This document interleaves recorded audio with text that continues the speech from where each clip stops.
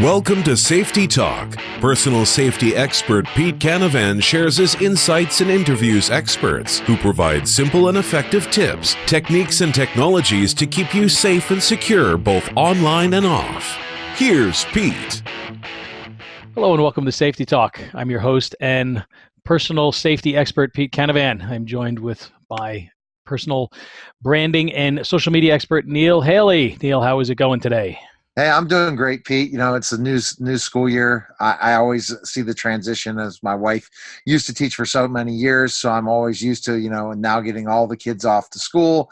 It's a happy time for me because it's back to normalcy. Even though summer's nice, I look forward to the structure of the school year and the school calendar. And it's definitely a big thing to me, especially in the radio business and television entertainment business. The summers are pretty much an off time. And now it's time to gear up for an exciting another season. That's how I look at things. And I think that our guest today probably would agree with you, Pete, when you introduce her as well, that there's seasons definitely in her business as well. So, but go ahead. Oh, sure.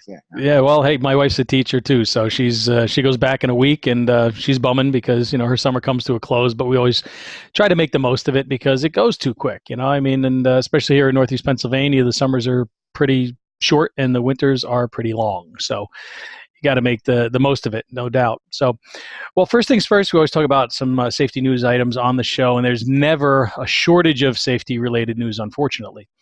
One of the things we discuss on Safety Talk is online safety and technology. The latest news out of DEF CON 27, which is the hacking conference in Las Vegas, is they're talking about the Bluetooth technology and how you really need to turn off your Bluetooth when you're not using it because it's basically hacker heaven. Bluetooth devices can be used to track you. Everybody's using these Fitbits and other sorts of devices to track their habits, their movements, their diets, etc. But since these devices can be hacked, hackers can actually change the health data that's on them. They can use that Bluetooth technology to track you. A lot of people use the Bluetooth headphones for phone conversations. They can be hacked and people can listen to your conversations. So, when you think about how many different devices are out there that utilize Bluetooth technology, it's a pretty scary thing because just a single vulnerability that is exploited in the Bluetooth technology can really have a large impact on so many of these devices. And to make it even worse, Bluetooth devices aren't as easily upgraded as, say, like your operating system on your phone or your computer or a program or an app or something like that. And some of them can't be upgraded. And so if there's a vulnerability in that device that is in there from day one and it can't be updated, it's always going to be there. So the bottom line is turn off your Bluetooth when you're not using it.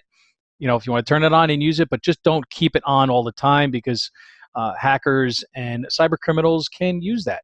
So I keep mine off all the time, not just for that, but also to save battery life. Yeah. So obviously, we recommend to all of our listeners, turn your Bluetooth off when you're not using it. Now, second piece of news that is probably going to resonate a little bit with our guest today. So we'll get her feelings about it in a minute, but it comes from Utah. And unfortunately, it involves a 17-year-old girl. She was a high school senior, just starting her senior year. Her name was Karlisha Hurley. And she was at a house party over the weekend, and somebody brought a gun to the party, and somehow she ended up dead. And the 911 call said she shot herself, but some things are not adding up. And so that is an ongoing investigation. Not sure what's going on, but obviously since it was a party and they were underage kids, guess what? They all bolted, when this happened. And so try to, even make sense of this or try to figure out exactly what happened is not going to be easy because that means the kids are going to have to admit they were at the party, right? So all I have to say with regard to this is, if you're somewhere, it doesn't have to be at a party, but, somebody with a gun shows up and, they're not in uniform or, you're uncomfortable, which you probably are, leave, period. Do not pass go. Do not collect $200. Get out of there, leave, stay safe. And, it all comes down to paying attention to what's around you. So, when we have weapons around and then you have alcohol around, well, geez, bad things can happen. Bad things do happen. So, just don't think it's can't happen to you because it certainly can. Now, today's guest is a young guest. She's an international, though, award-winning LA-based Australian actress. She moved to Hollywood when she was just 17 years old, and now at 20, she is making a name for herself. She's won many acting awards. She's in an upcoming horror series called Into the Dark on Hulu. She's also in another series called The Encounter, and has starred in multiple feature films, including Lifetime's Nightmare Tenant and another movie called Wrapped. She also hosts a podcast on iHeartRadio. It's called Living in La La Land, and that's with Harry Potter co-star Ellie Darcy Alden. She's also a writer. She's co-written an award-winning short film called Bet the Demon Wins. Interesting. I have to ask you what that's all about. And that's going to be screening at the Social Change Film Festival in LA in November this year. And she's also co-writing a series called How to Identify a Serial Killer. So once she finishes that, we'll have to have her back on and talk about that. So, but she's also an advocate for mental health. And in just a short time, this young woman is making a serious impact. I'm happy to have her on Safety Talk today. So it's my pleasure to welcome Karlisha Hurley to Safety Talk. Welcome. Hello. Thank you so much for having me. Oh, thanks so much for being here. We're glad you're joining us today. And, we get a lot of different people on the show, but they tend to be, people with, older professionals. They've been doing things for a long time. And it's nice to get, I wanted to bring in some younger people, though, to get a different perspective on different things that are going on in society. You're doing a lot with, your platform because you are getting some exposure and you're using that for good, which is something very commendable, especially someone who's young and, you wouldn't think they have the wherewithal to really, do that sort of thing. So that's awesome. One of your passions, as I mentioned, that we've discussed in the past is the issue of mental health and the problems with that. It's part of a big problem, I think, in society today is the mental health issue and how it's sort of got a stigma attached, and people don't like to talk about it, and it's very uncomfortable. So I applaud you and the fact that that's your message, and that you're saying that, hey, victims of mental abuse, victims of physical abuse, they're not alone. There are people out there that they can there are people out there willing to help, right? I mean, that's what it's all about. So. Your thoughts on, as a young woman at a party, something happens. How does that resonate with you? That story I just kind of talked to at the top there.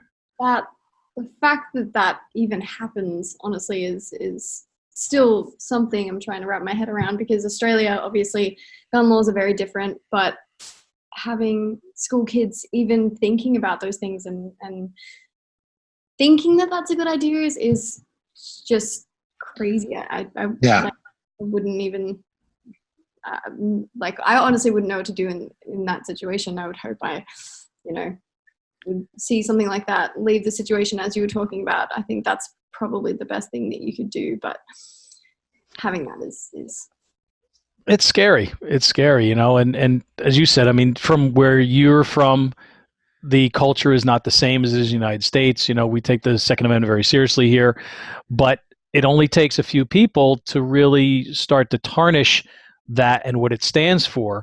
And unfortunately, people always run to gun control.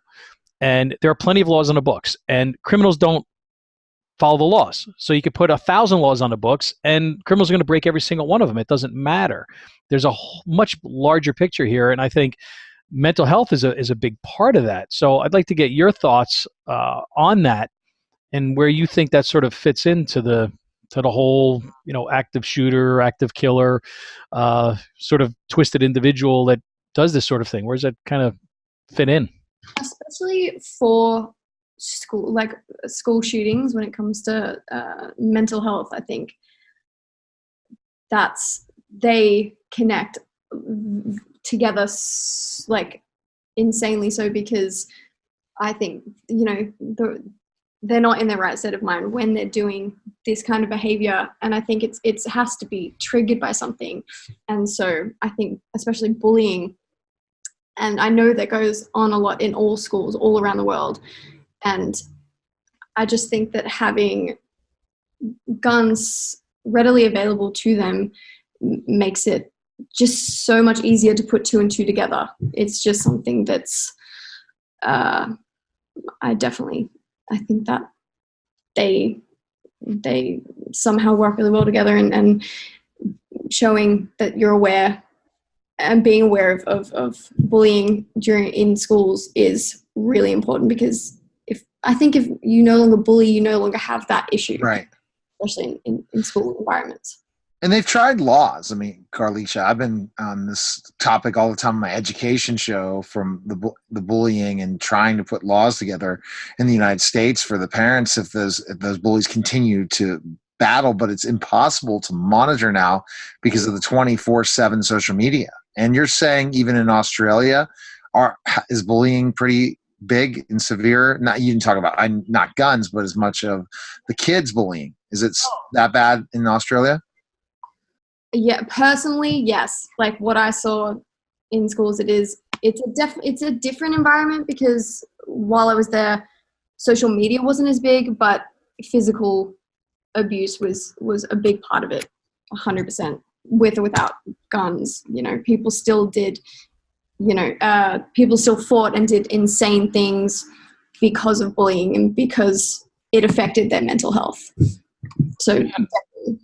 And everybody has that point where enough is too much, right? There's that point, and it's different for every single person, but it takes something that gets you there, and if you get to that point where you just snap and you feel that there's nothing else that you can do but lashing out and punishing other people, and you don't care who is hurt or who is killed as a result, because you've been hurt so badly for so long by people, and nothing has been to help. And so it's a scary sort of situation that you have to think, how can we address this? How are we as a society going to make changes, get people help, identify people sooner?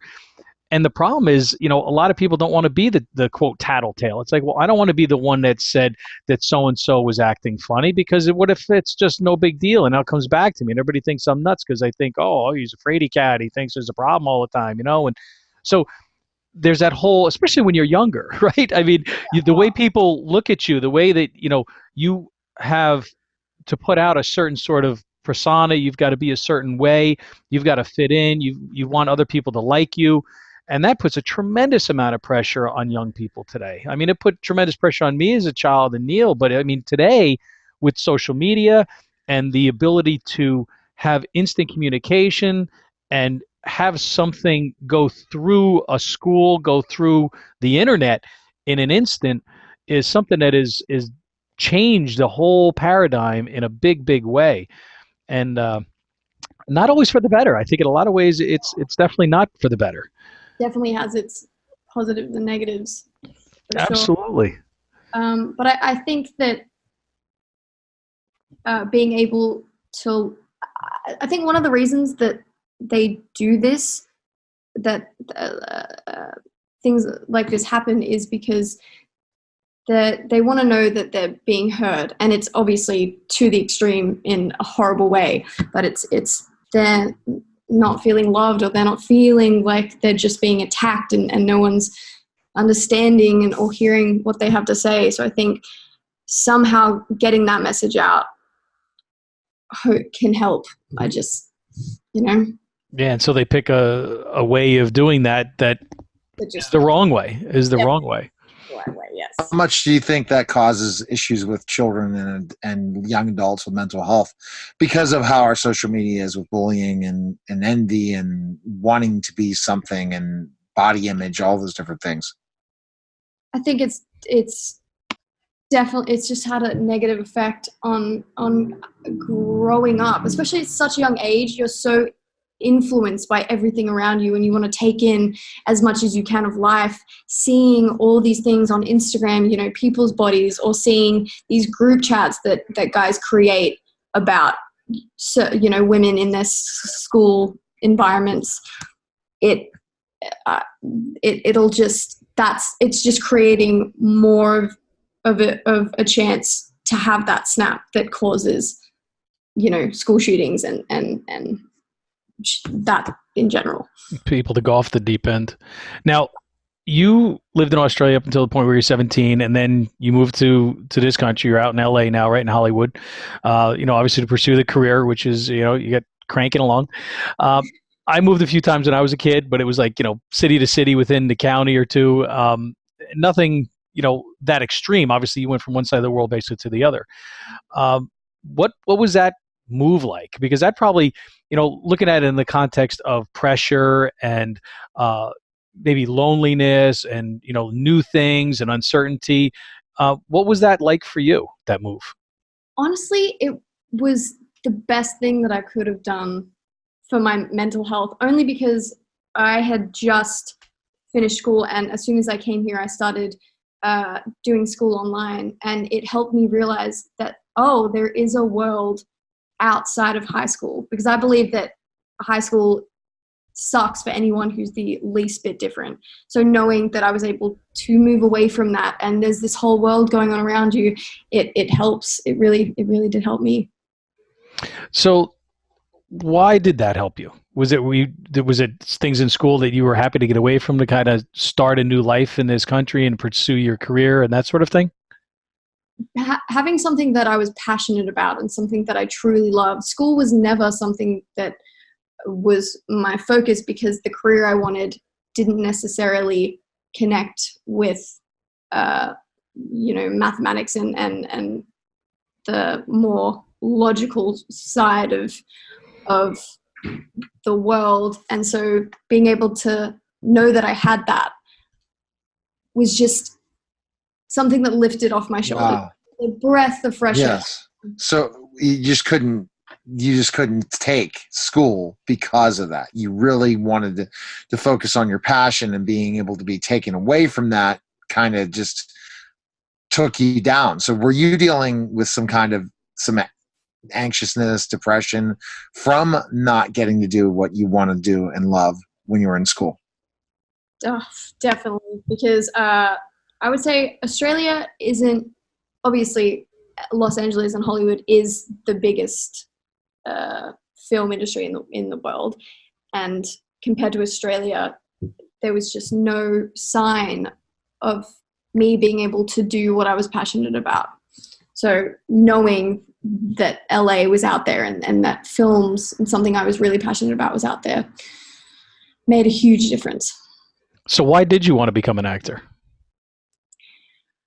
It's a pretty corny story. My mom took me to my first film, which happened to be Titanic. And yes, everyone was obsessed with, Leonardo DiCaprio and that character. He was very pretty. But I was more obsessed with Kate Winslet's character and Rose, and how society had told her that she had to be a certain way. But no matter what, she eventually became the person she wanted to be, and I strive to be like that daily. So that was something that resonated with me. So you said, I want to do that. Yeah. So how did you make that jump so quickly to say, I'm going to go to LA? Because some people go to LA and they starve and they're done. So did you have help from your family to make sure you were able to move out to LA? I did. My mom was so supportive in the whole process. She was my number one fan when I wanted to move. Definitely. That's a leap of faith, right? I mean, because she's like, wait a minute, because like we live here and you want to go to LA, so I had to. Okay. I did create a PowerPoint presentation to show how much I could afford, how I was going to pay rent, how I was going to live there before I made the conscious choice. Especially at 17, I obviously need to show approval.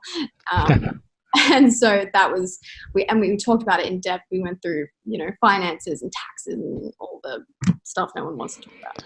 Yes, but you had to. I'm so glad that she nailed that whole side into me.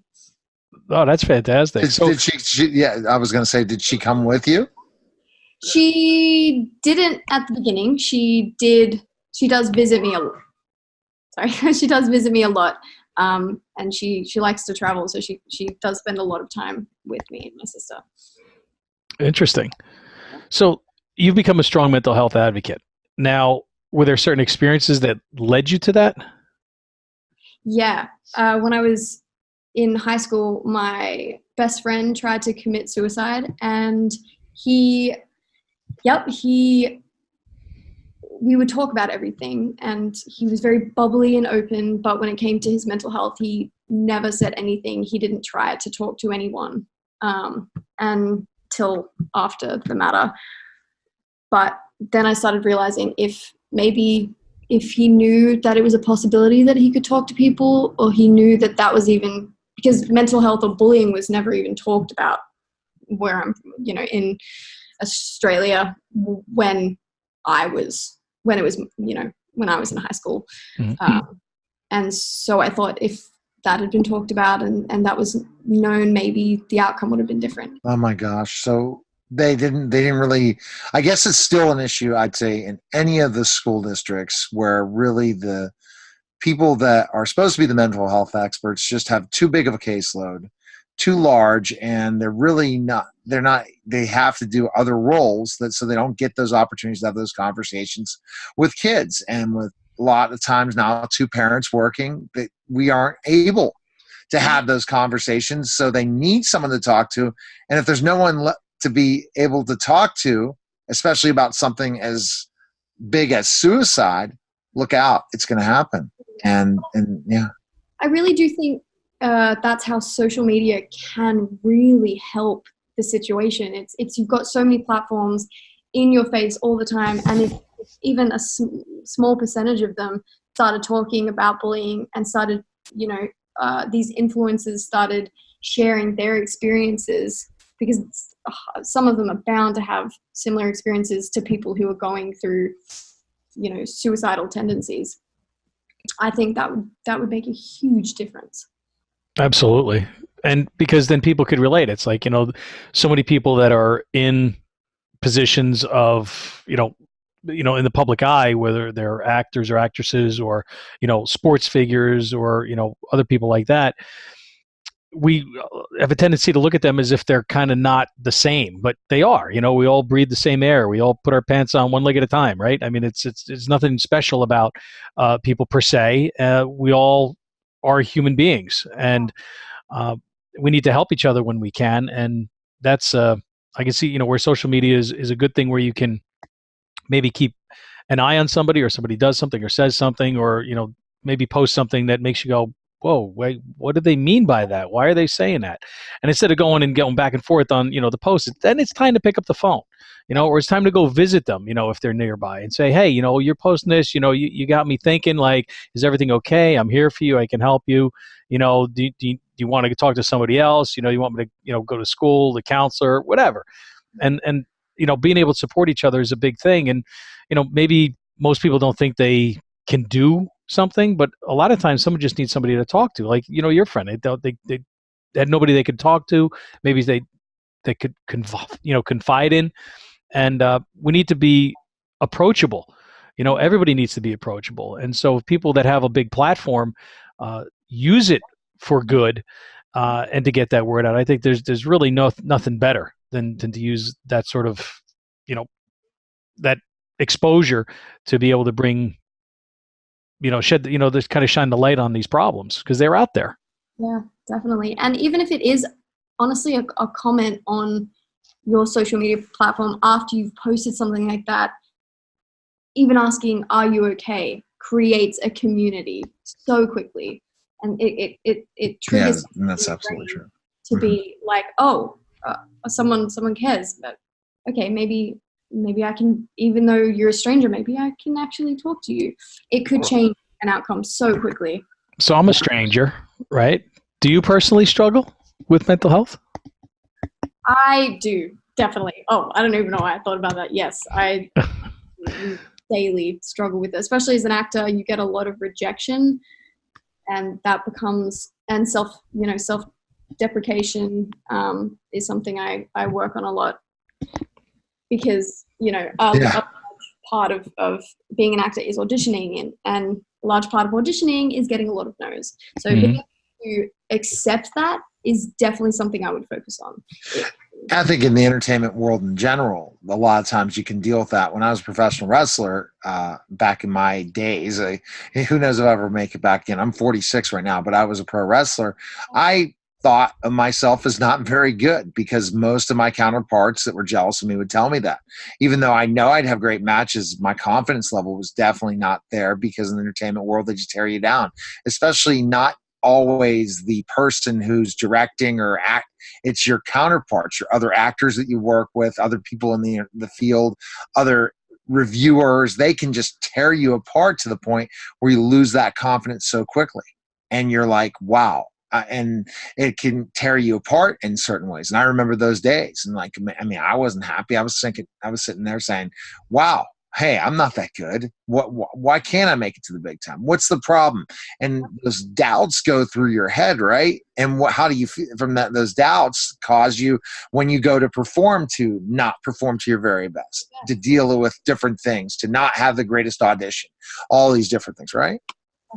Definitely, constantly. That's why I think self-care and self-love is something that can change your outcome when it comes to success tremendously. You know, if you have those, because no matter what, when it comes to like acting, I know friends out there who have gotten amazing parts, and it has nothing to do with them. You know, you love how much you love what they're doing and they worked really hard, but it becomes a self-inflicting, why didn't I get those opportunities? What's wrong? Yes.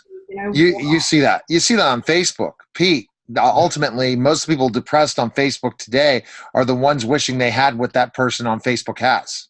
And Facebook does a job where if you're looking at the same people's profiles over and over again, clicking on that profile, viewing those pictures, they're going to hit you with those same profiles each and every day. Imagine that killing somebody who's just not happy with their life, Pete. That's scary. I mean, the algorithms that go along, on in the background on these sites like Facebook and whatnot, and all the analysis that's taken place, it's scary because they're building profiles of everybody that's out there. Just like you said, what are you looking at? Who are you interested in? What are your friends? What are your hobbies? What are your shows? What books did you read? What movies do you like? What actors do you follow? All of that stuff. And it's scary how much technology has we've allowed it to sort of invade our lives, and we've become so dependent on it that when we don't have it, we miss it, and we're like, wait a minute, where is it? I mean, look, I'm in IT. There's some days I just wish an EMP would take it all out, because we kind of do need a reset from the technology, right? We are so dependent on it. We can't function without it.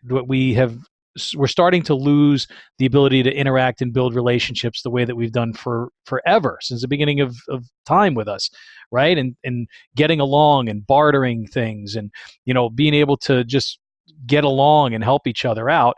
Whereas so much today is like a me, it's all about me, even at the expense of other people. Like you were just saying, where you're cutting other people down that are, or they're cutting you down that are your peers. We should be all working together to build each other up and not, cut each other down. So and we do that in work. We do that in all these different aspects. And I think that what she brings to the table and other people bring to the table in mental health needs to be conversation, because people need to talk about when they're feeling bad, Pete, when they feel sad, when they're upset, they need to sit down and talk. They're having an issue with the relationship. They're having an issue with finances. They're having this. So they're not looking at themselves and say, hey, I'm nothing now. And that's what lots of people in this country and in the world feel like. Isn't that right? That's why you're the advocate, right? Because of these stories. Definitely. Even if it's not my own stories, if it was some, like anyone's stories that I can bring to light and bring to people's screens instead of women's bodies, instead of that self-deprecating constantly, if that can change over to, hey, are you okay? That's right. Then I've done what I've wanted to do. So how have you learned to cope? How have I learned to cope? A weird one is that I actually listen to inspirational videos. Like Les Brown is a big one. Oh, he's great. Focusing on that first thing in the morning, I think puts you in such a good state of mind for the rest of your day. If you did that every day, I've seen a huge change in my confidence, in all aspects of my life. So that's something that I love doing. And I think also the fact is that not caring what people think is such an important thing in mental health. If you don't care what people think, you go out and you do what you need to do on a regular basis and say, I don't really care what that person, that you're more likely to do things. Because I look at my ability as a speaker and everything when I was in the professional wrestling industry to after teaching for X amount of years and then going back in the entertainment field and radio and television, I'm so confident now I can just go and do it because I really don't care what people think. I don't care if I'm stuttering once or doing certain things. My job is to entertain and to ask the right questions. It's not about what they think of me. And that at the end of the day, when you go out and do that, or you go out and do a talk like Pete does, tons of talks, I still only have a handful of them, but I'm understanding it. It's all about engaging the people that you're speaking with and just really not focusing on what they're thinking. Because we focus on what they're thinking right now, then we're going to step back, say, and start doubting what we're saying. So I guess, but I think that's the key thing is, and that's not really fair to us, and that's not fair to the individual either, right? Because you may want to act or do something a certain way, but if you hesitate because you're worried about what other people think, that could be a very bad problem, because you may have an awesome idea or a great approach or something that really needs to get out there, but without the confidence to move ahead with it, now that could be something that's actually depriving way more people of whatever that happens to be. I mean, fill in the blank, right? It could be anything. Oh yeah. At the end of the day, they're going to judge you no matter what you say. So like, definitely might as well say what you want. Yeah. No, and I think, what you said is a very good, that anybody, period. I mean, mental illness, no mental illness, confident, not confident, successful, not successful, it doesn't matter. But if you start your day with something that's inspirational, that's uplifting, that puts you in a good mood, that gets you fired up about approaching the rest of your day with confidence and with vigor, and just, get out of my way because here I come, kind of, that's a good way to be. It really is, and so, I mean, I applaud you for that, because that's a very mature and it's a very intelligent step that helps you become a better person. And if other people do that, it's going to help them become better as well. And so if they're just looking for something that can maybe pull them up or get them back on track, find somebody that resonates with you, whoever that happens to be. It could be an inspirational speaker. It could be somebody that you that you follow, that you know, or if you don't know anybody, go ask somebody or do some searches online, right? Of, inspirational speakers or uplifting talks or whatever. And geez, I mean, on the internet, you find a million of anything you search for. So you won't have a problem finding anything. And people are a huge way to help you cope in life. I think people are the best thing to help you getting out and yes, connecting. And you have to pick those right people. Oh, yeah. Yep. You got to pick people. Do you look at the power of positivity? A lot of times when you're going to talk about your problems to somebody, you don't want a negative person. They're going to bring you down even more. Oh, no. It really, you have to surround yourself with people that constantly bring you up, and it makes you want to do the same for them. Yeah. Exactly. You don't want the opposite. And if you got people around you that are bringing you down, get new friends. I mean, there's no other way to say it, Yep. So that's awesome, because you found something that's helping you, get fired up every day and move forward and get towards your goals. And so how has that affected your career? I'd say in a good way, right? Very good way. It's definitely taught me to be confident and to no longer care what people think. And I say this a lot, is like, you can listen to the same, just one video or one speech for the same, like every day, and you find something new in each one every single day that starts your day off, and it's definitely helped me in an audition room, becoming more confident and actually interacting with the people that I'm talking to. Like a casting director, you actually have a conversation, and it creates such an easy environment, even in life. So, oh yeah, it brings that stress level down a little bit, and kind of makes things a little bit more relaxed, which allows you to do your best work. Because if you're all if you're high strung and you're nervous and you're worried about things, you can't do your best work. You have to be relaxed, right? I mean, I'm not an actor, but I can imagine how being like, is not going to be good for your career. In job interviews, it's the exact same way. If you're stressed and worrying so much about how they're thinking about what you're saying, you'll never end up saying what you want to say. So you talked about some, self-care and self-love, and how that's helped you. Maybe you could share with our audience some of the self-care methods that you found that have worked for you. Oh yeah. The more traditional ones I would say is exercise. It's just it's literally a dopamine that releases Yes. the body and creates happiness. So like mentally that's the best one that I've found. Is working out. Oh yeah, definitely. But more unconventional habits that I have are like if it's become really stressful, I find a safe space and dance until I can no longer dance anymore to really loud music. That's always a really good one.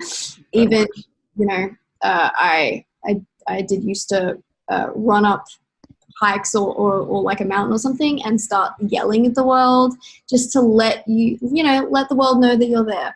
They're the kind of anything that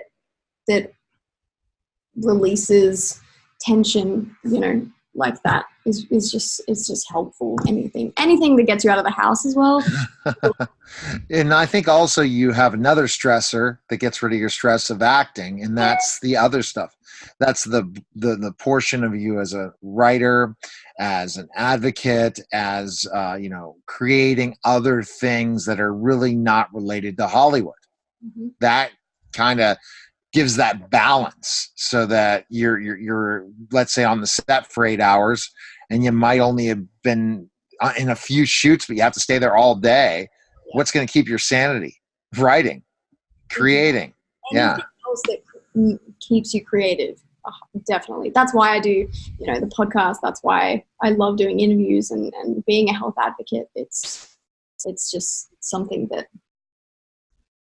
else creative that keeps you. And we all have things that stress us out, and we need to find things that allow us to release that stress. For me, it's martial arts. I've done martial arts and self-defense for over 2 years now. If I didn't have that, probably would have been postal a long time ago. Yep. Because we all have to have an outlet. There has to be some sort of release. And something like, in my case with the martial arts, it allows you to focus on exactly what you're doing, on the technique, on the form, on the whatever it is that you happen to be working on at that particular point in time, and everything else sort of, falls away, and that's all that you're focused on, that's all that you're doing. And I think everybody has to have an outlet, whatever it is. I know it could be running, it could be exercising, it could be listening to music, it could be dancing, it could be, there has to be something that allows you to, like you said, just kind of yell at the world or just to get all of that stress out, because it's not healthy to keep it in. And for people that aren't sure how to release it, I think that's also part of the problem when we run into these different, crazy events that we read about in the paper is, somebody snapped. Well, why did they snap? Maybe they had no release. Maybe they had no way of getting that anxiety, that fear, that frustration, that whatever that has been building up and building up and building up inside of them. There's been no way for them to let that out in a healthier way. And so it gets to the point where it goes completely to a dark place because maybe they feel that they have no other choice. And I think that's what happens in some cases where they feel they have no other choice because they have no way of letting out what's in here, of letting what's out, what's up here. And that's a big problem. So we all have to find that thing. Definitely, yeah. That, it could be reading a book. Something has to reduce that stress level. And I think it's mine is radio, honestly, because I like working out too, but radio in a way is the creativity. If I'm busy doing a lot of things for clients and social media and branding, and also, doing lots of sales, that when I can get in this release of just sitting down and talking to somebody, if I could get paid millions of dollars someday to do that, that would be phenomenal, because that is just the biggest stress reliever in the world. Getting on the radio, interviewing celebrities, interviewing authors, interviewing anyone with any type of brand and getting out there and talking to them. It fuels me. It fuels me, and it keeps me kind of that. And also meditation through going to daily mass, to times of quiet meditation. That helps me keep me calm as well. Without those outlets, and let's just say I would decide I'm going to throw all that away for more money, but yet more stress and not be happy, then I'm just going to feel like I'm not worth what I want to do in life. And that's the thing. That's why always focusing on your passion is such an important part. keeping that balance so that you just don't go like a lot of people in this world that are just going day to day, hating everything they do in their life. Yeah, that's no way to live. That's no way to live. That may help your finding your career path in life is finding a stress reliever. So for me, for acting was my stress reliever and is the biggest thing. And then it was like, oh, this is what makes me the most passionate, and they correlate, and then it becomes a lifestyle, and you're constantly. And that's starting to become a lifestyle 10 years for me. I mean, in a way, all my everything from radio and television leads to all my clients, leads to all of my opportunities, leads to my branding, marketing, everything is through radio and television. So I guess you're right. I'm acting is another one. My daughter wants to act, and I said when she's in high school, getting a little older, I said, well, are we going to go out to LA? Because I'm 6'10", when am I going to start acting? I'm ready to go because tall guys are hard to find in Hollywood, right? The bigger guys, especially when they're looking at those different things. I said, but yeah, we're going to go out and do it, singing, all that. I keep telling her, she's my oldest. I have 6 kids, but she's the oldest. I'm like, we're going out to Hollywood. Trust me. That I have the connections. I have the different things. We're doing it because that's the other thing is if you're not doing things that get you so excited and revved up every day, yep. It really, really just drains you. Does Karlisha need a roommate? Come on in anytime. Ava, yes, not me. Ava, yes, Ava definitely great for her. Yes, but Ava Haley's only 14, a freshman in high school. So we have a little time for her, but she does the acting and all that. But she loves it, but she also loves singing. And I think that you got to find those things. And everyone says, well, you got to focus on your career. Well, yeah, you can focus on a career, but have that path that really is the path. And you took the chance and you did it. And how happy are you did? Because what would you have done in Australia if you did not become an actor? Exactly. No idea. I'd still be trying to be an actor. It would just be so much harder and so much more draining. And yep. Now you have to go to where, either New York or LA to break into the scene. And it's tough when you're halfway around the world, right? And but you made the leap and, that was a leap of faith and definitely. And I really do believe that something I've lived by is the best things in life are on the other side of fear. And my biggest fear was moving, miles as far away from my home as possible. So. Oh yeah. And that's definitely fearful because it's like, you don't know what to expect. It's, not where you grew up. It's like, I don't know where I'm going to be. I don't know anything about this place. Yep. Is what I see on TV true? Like that was the only reference that I had was at movies. Right. I did want to be in high school, in an American high school at that time because of seeing all the films like High School Musical.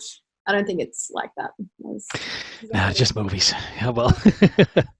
So there you go. There you go. Put a little more realistic spin on things maybe.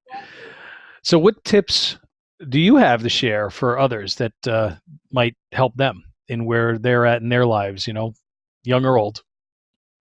I would say definitely one is you will never find what you want to do unless you push past the fear, because everything important and everything worth doing is frightening to anyone. You ask, entrepreneurs, millionaires, whoever, they were all afraid at the beginning. Pushing past that, they just, it's like a blissfulness, I would say. Well, fear can be paralyzing, right? I mean, and it causes inaction. And if you're afraid of moving forward because something is stopping you, like you said, what you're looking for could be right on the other side of fear. But what does fear stand for, right? False evidence appearing real. Wow. See, yeah. So did you trademark that, Pete? No, I didn't make that up. But if you haven't heard it before, there you go. False evidence appearing real.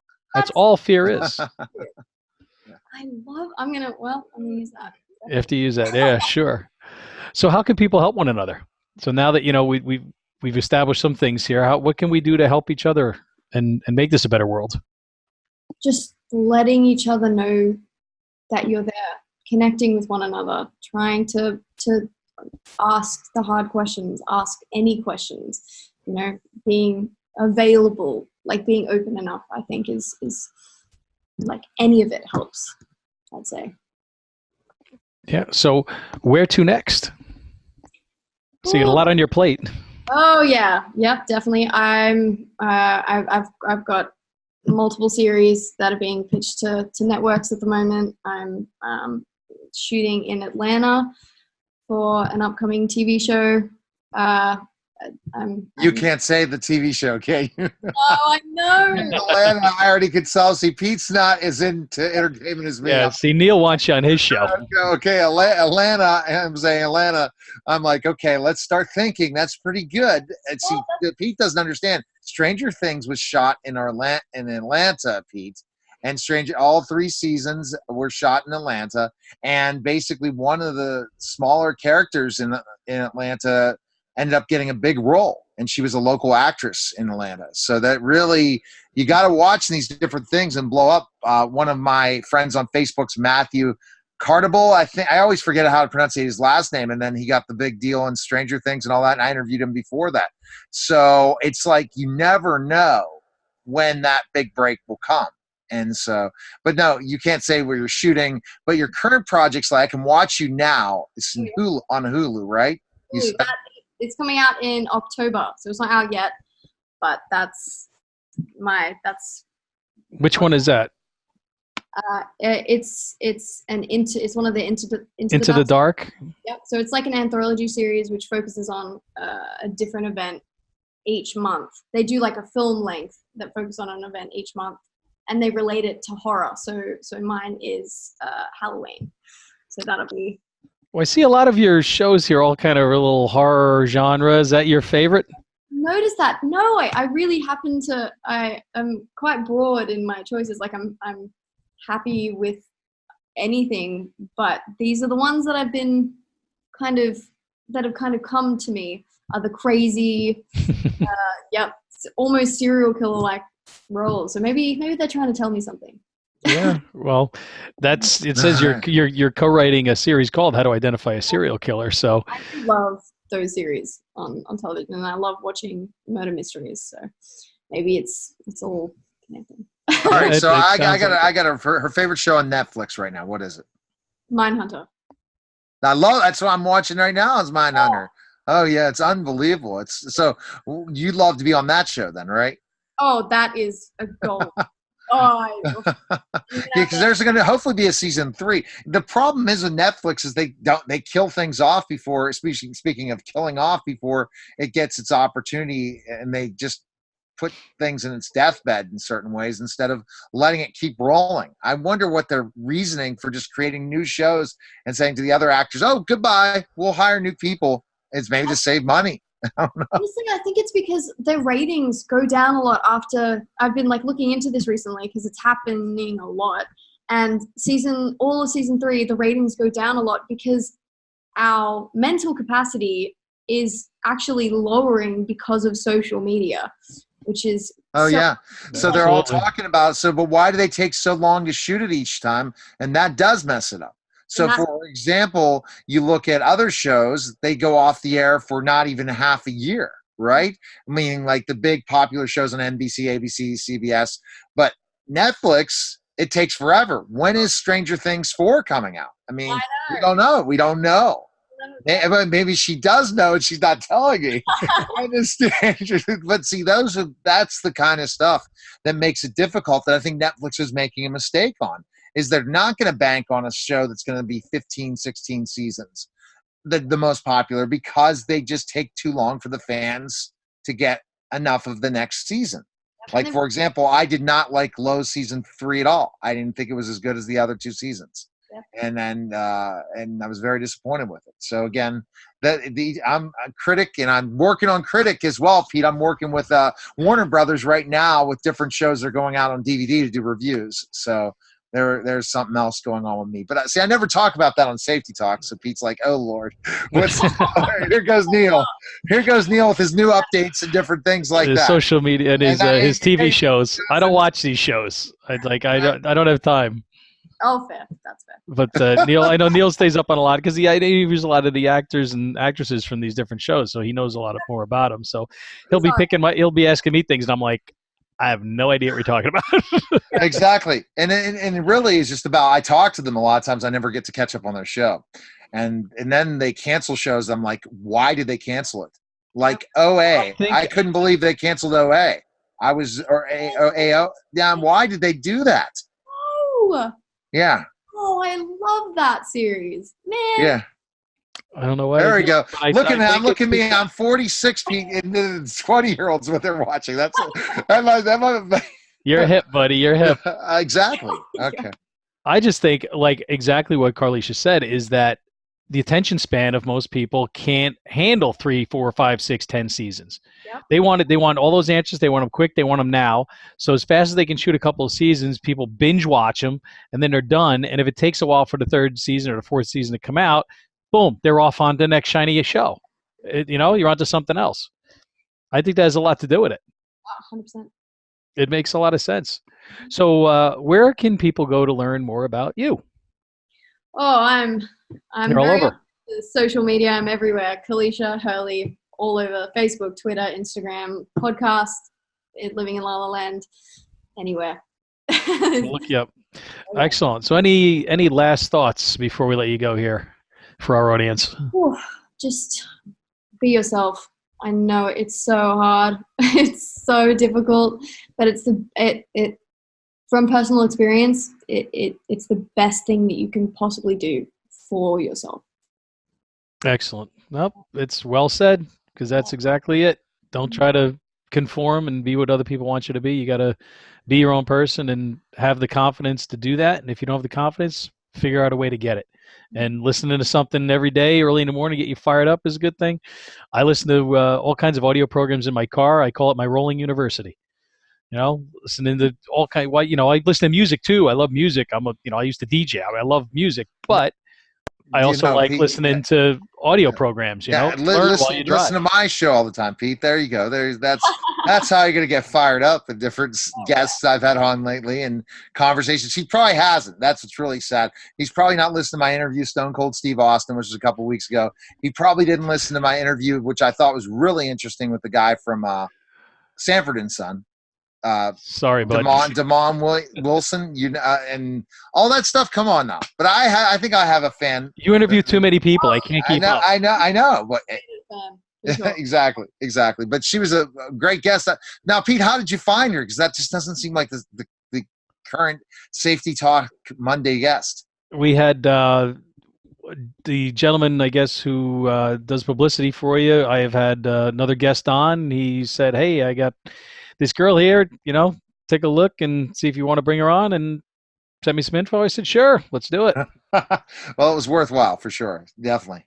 I hope so. Yes. Well, best of luck to you, Karlisha, and keep doing what you're doing. You're going to do great things, even more great things. You've already done a lot. You're mature beyond your years, and I applaud you for your focus on the advocacy towards helping people with mental health issues, and keep writing, keep acting, and keep kicking ass and taking names. I'll never stop. Thank you so much for having me. You're welcome. Have a good night. Bye.